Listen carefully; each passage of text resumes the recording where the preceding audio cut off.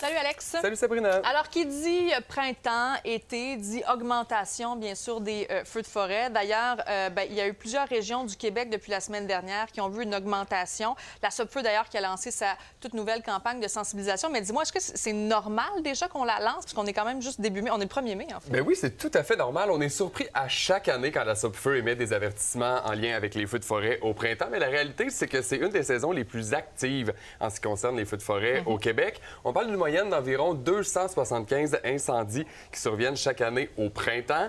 Normalement, l'activité reprend graduellement en avril et c'est en mai où on a le plus de feux de forêt en province, tous mois confondus. Donc, on est en plein dans la période critique en ce moment. Il n'y a rien d'anormal. Mais pourquoi le printemps est une saison aussi active quand même? Parce que, bon, la neige vient de fondre. Normalement, c'est moins sec. Bien, justement, quand la neige fond, elle dévoile une végétation morte, donc des feuilles, des branches, aussi des déchets qui se mêlent à tout ça. Et le problème, c'est que c'est sec, ce mélange-là, et ça devient un combustible qui est extrêmement inflammable parce que, comme j'ai dit, c'est très, très sec. Donc, même si notre sol est humide en profondeur, la surface, elle, peut sécher rapidement. Notre soleil du printemps est quand même très fort. Ouais. Et je vous rappelle aussi qu'on n'a pas de feuilles dans les arbres en ce moment. On n'a pas de feuilles qui font de l'ombre au sol. Donc, la lumière, la chaleur du soleil atteint directement le sol, ce qui accélère le séchage. Donc, ça nous prend seulement un élément déclencheur pour qu'on ait une flamme et un feu de printemps. Et justement, c'est quoi les éléments déclencheurs?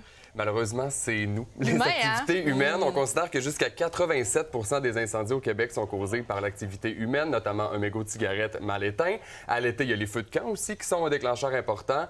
Bien sûr, la foudre est coupable de certains feux de forêt, mais là, à ce temps-ci de l'année, la foudre, c'est assez calme.